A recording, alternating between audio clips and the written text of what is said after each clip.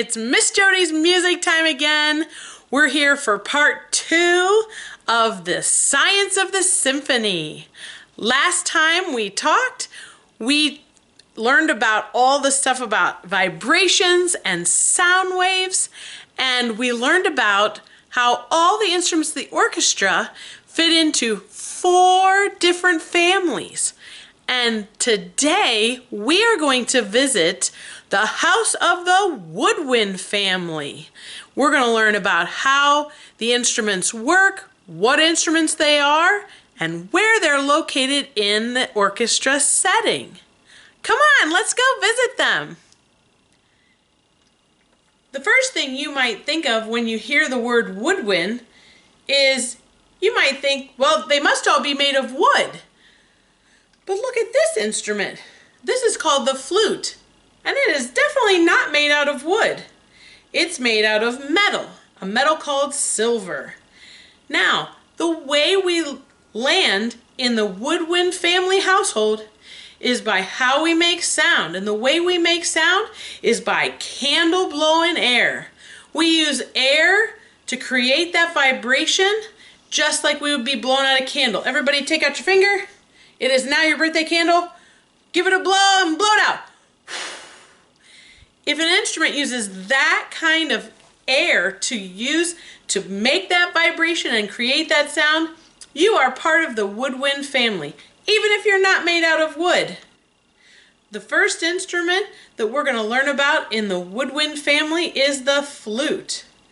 What I'm going to do is blow my air across that hole, and as that air catches the edge of that hole, it's going to create that vibration to make the sound on the flute.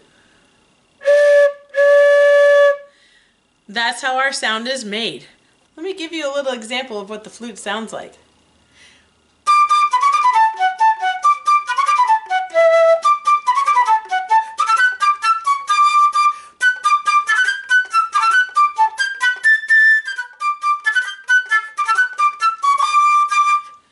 So it has a very high sound to it. A lot of times if we have an orchestra concert where we have a piece of music that needs to have a representation of a bird sound, we would often call on this instrument because it's got the highest sound in the orchestra. Now, another variation on this particular instrument is a smaller instrument that we heard in the first video called the piccolo. The piccolo looks a lot like the flute. It also has a hole in the top of it that I blow across to create that sound. But if you notice, it's about half the size of the flute. So it's of course going to have a much higher sound.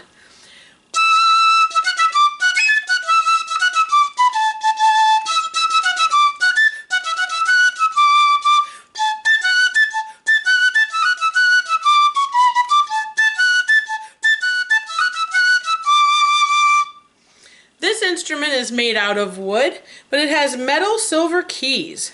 Now this is an instrument in our orchestra that we only need one of because it's not only very high, but it's often very loud. So we only need one person to be playing this. On the flute, we often have 2 people playing that instrument. The next instruments in our lineup I'm going to show you are single reed instruments. See these little pieces of wood? They're very thin, very flat. You can see that the tops are very, very thin. These pieces of wood are called reeds, and they are used on the clarinet and the saxophone.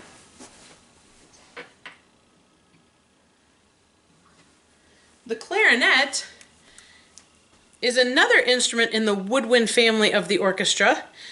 This one is made of wood. Sometimes we find some clarinets that are made of plastic, and we use this piece of wood to create that vibration. I will put this piece of wood right here on this mouthpiece, and it's going to go like this as I blow past it, and that's where the vibration occurs. Kind of like if you were going to blow across a blade of grass. Have you ever put a blade of grass between your hands and blown across it? That makes a vibrating sound. And that is how this reed works. So once I line it up, then I will be able to blow on my instrument. Now, the reed, for it to work, it has to be wet. Normally I would leave it in my mouth so that I could get it wet, but today I have them in a little cup of water so that I could talk to you a little bit more. This particular instrument has the widest range of notes in the orchestra. It has the most notes from the highest to the lowest, so it can play a lot of neat things. This particular song that you're going to hear shows you some of the high notes and some of the low notes.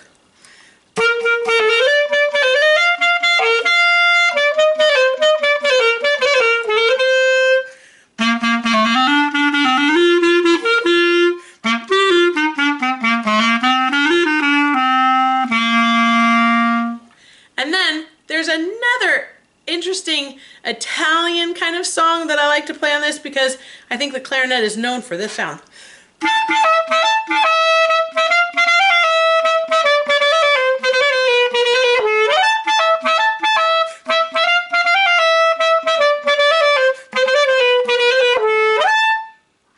So the clarinet has a great sound to it, and we really like to hear that sound in the orchestra. We always have two people on this instrument, but we sometimes hire another person to do a bigger clarinet called the bass clarinet.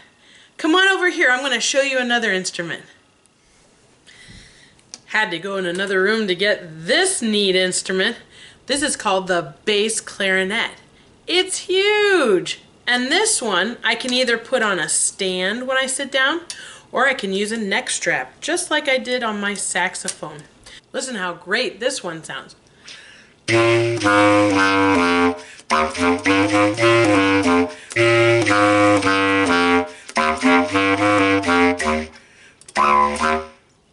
Isn't that a neat sound?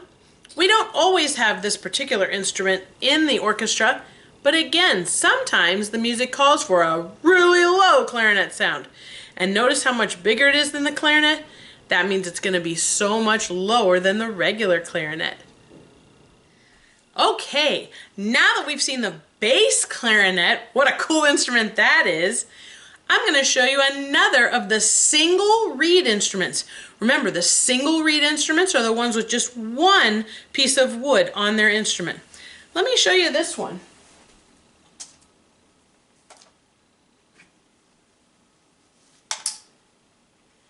This is called the alto saxophone. The saxophone is not one of the normal instruments that we would find in the orchestra. It is very common in bands, and like at your school, the band would have lots and lots of saxophones. Jazz bands, big bands, all kinds of different ensembles have the saxophone. The orchestra only uses the saxophone when a particular piece of music asks for it. If there's some music that we use the saxophone for, we'll ask a special person to come in and play this instrument in our orchestra. But because it is very popular in bands, I wanted to make sure you saw this, and I wanted to make sure you knew that it's part of the woodwind family. So let me just play you a little song on the saxophone.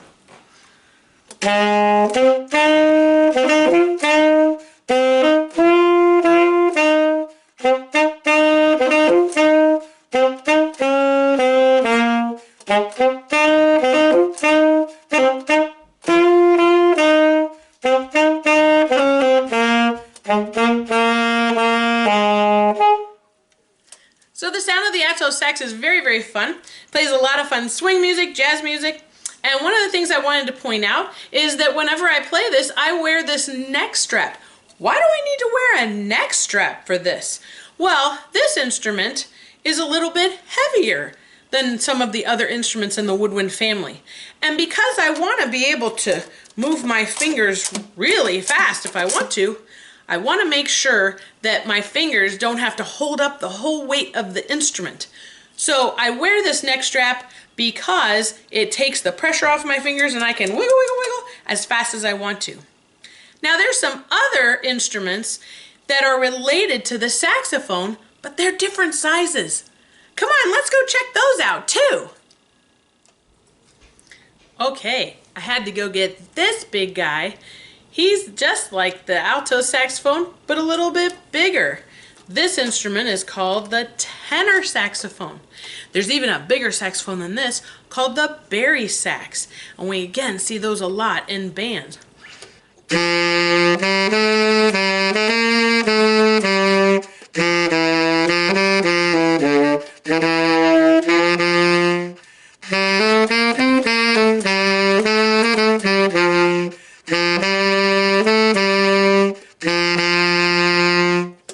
So this particular instrument sounds a little bit lower than the alto saxophone because it's bigger.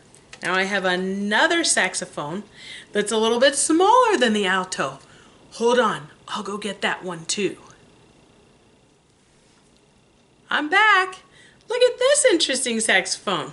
You're probably thinking, wait a second, that looks a lot like a clarinet. But it's not, it's a saxophone. It just has a similar size and shape to a clarinet, but it's a little bit bigger. And it's definitely not made out of the same material, it's made out of metal. Listen to what this one sounds like.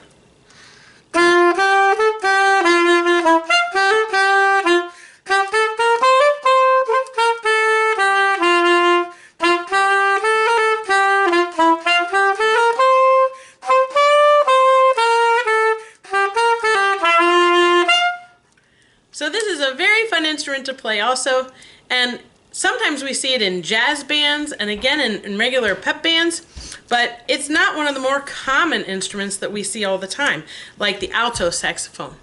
Let's go back and check out some more of our woodwind instruments. Okay, wasn't that cool seeing those different sized saxophones? Well, we're going to move on to a different group of instruments in the woodwind family. They're called the double reeds. The other instruments, the clarinet and the saxophone that use the single reed, they just had one piece of wood that wiggled.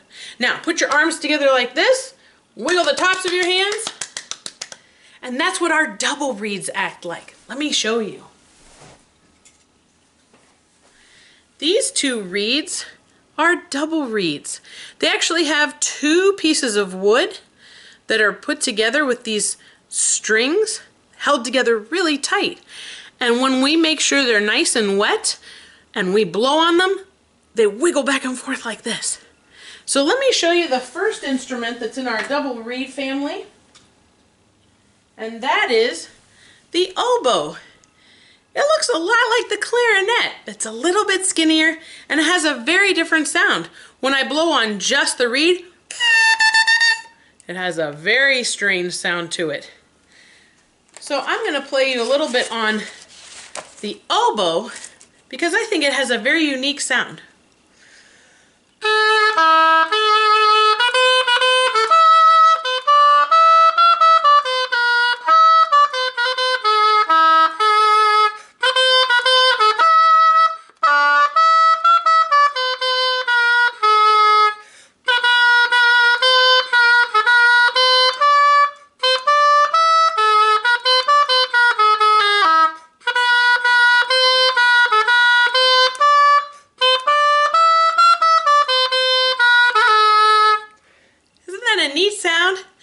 This is part of our double reed section, and we always have two people playing the oboe. Let's check out the other one. The second double reed instrument that we have is huge. Look how big this one is. It's called the bassoon. And the bassoon uses that bigger reed. I'm going to put it right here on the end of this metal, long, squiggly piece. That's called the bocal. Now this particular instrument, just like the saxophone, is quite a bit heavy. And so, because my fingers still want to work really fast and move as easy as they can, there's got to be a way that I have to hold up this weight of this instrument. So as it turns out, this is the only woodwind instrument that I have to sit down to play. And the end of it has this strap, and I'm going to lay that strap across my chair, and I'm going to sit on that strap, and it holds up the instrument for me. That way my fingers can be free to move, and I don't have to hold up the weight of the instrument.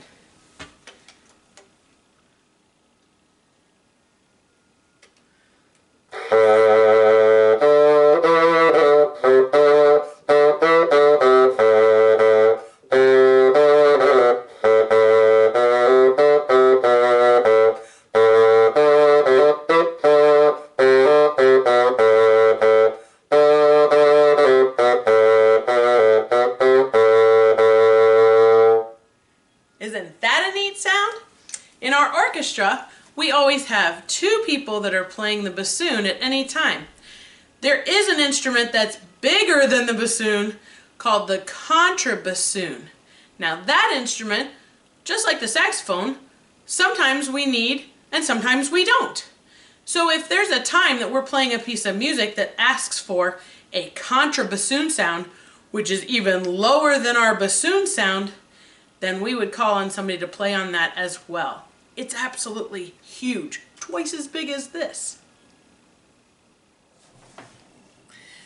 I hope you feel like you know more about the woodwind instruments than you did before. Maybe you saw a new instrument that you'd never seen before, or maybe now you know a little bit better how each of them works. Now, these are some of the highest instruments in our orchestra, meaning the sound is the highest sounds in the orchestra. In later videos, we're going to see some instruments that create the middle sounds and the lower sounds of our orchestra. Now, I wanted to give you a couple things you could do at home to feel like you know more about how it feels to play a woodwind instrument. So we're going to start with my various bottles down here. Remember when I told you that blowing on a flute, I would use my candle blowing air across that hole and the air would catch the edge of that hole to create that vibration. Well, the same thing can happen if I use a glass bottle and I blow across the top. So we create that vibration against that little part of that hole. Now, what did we say about the size of something affecting how it sounds, high or low? Well, if I take a smaller bottle like this and I blow on it, it's going to have a higher sound because it's a smaller container. And if I take a bigger container like this, then I'm going to have a much deeper sound. So you can experiment with blowing on different sizes of bottles, but I also want you to try this. Let's say we added some water to this bottle. I want you to think as a scientist, what is going to happen to the sound when I pour some water into this bottle? Is the sound going to go higher or is it going to go lower? Let's think about that for a second. Is the sound of this bottle that's empty going to sound higher or lower than this bottle that has half full of water? Let's hear them. What happened? The one with the water in it sounded higher. That's exactly right. Let's see what happens if we add a little bit more water. Will the sound continue to go up or will it cause the sound to go down? All right, my water level is up to here now. Let's blow on the original one that's empty. Let's listen to the second one that has a lot of water in it. It's a lot higher sounding. So what happens is, the reason that that pitch changes is because it changed the size of my instrument. Remember we said the smaller something is, the higher the sound is going to be. This bottle, this is how big my instrument is. But this bottle, my instrument is only this big. We're using the space in the bottle to create that sound. So if I take up more space with the water, I'm making my instrument smaller and smaller and smaller, and the sound will go even higher. Let me add just a little bit more water. Let's see if we can make this whistle a little bit higher. Some people tell me, fill it all the way up. Well, I still have to have something to blow on. So here it is. My instrument's only this big. Let's hear it. That's really high. Kind of sounds like a train whistle, doesn't it? So this is something that you could try at your house. You can use plastic water bottles as well. You just sometimes have to blow a little harder. Now, as for the reed instruments, I said before that you could take a thick blade of grass and you could put it between your hands and try to blow on it and see if you can get that to vibrate. But another thing you can do is take a normal straw. This is just a regular old straw. If you happen to go get something to eat through a drive-thru, maybe you could save your straw from that adventure.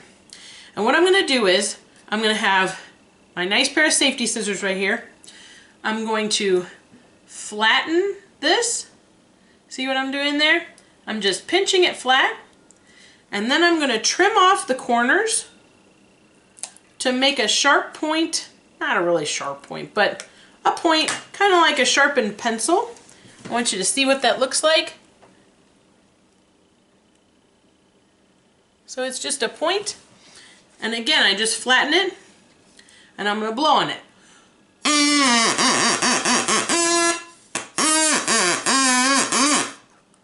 That is quite a loud sound for such a tiny instrument as a straw. I could totally chase my dog around the house with this. But don't chase your mom because she cooks for you. So, don't drive your parents crazy, but this is a very fun, really easy way to make an instrument. Now, do you remember when we said, when you make something smaller, the sound goes higher? All right, I'm going to show you a little trick. Be careful if you do this at home. I'm going to take my straw, I'm going to blow on it. I want you to listen to what happens with the sound.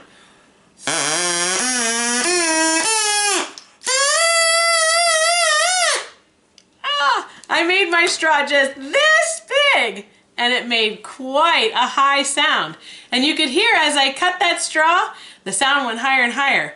Now listen, don't cut your nose off when you do that, because I don't want you to get too excited and snip too close to your nose. Make sure you stop before you get there. It'll hurt. I hope you have enjoyed our time in our Woodwind household.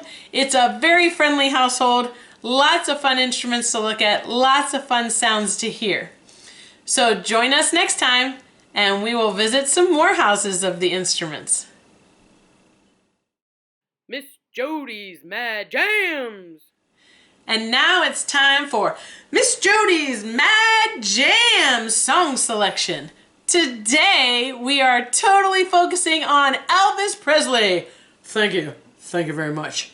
The 3 songs that I would suggest to listen to from Elvis Presley are Jailhouse Rock, Hound Dog, and Tutti Frutti.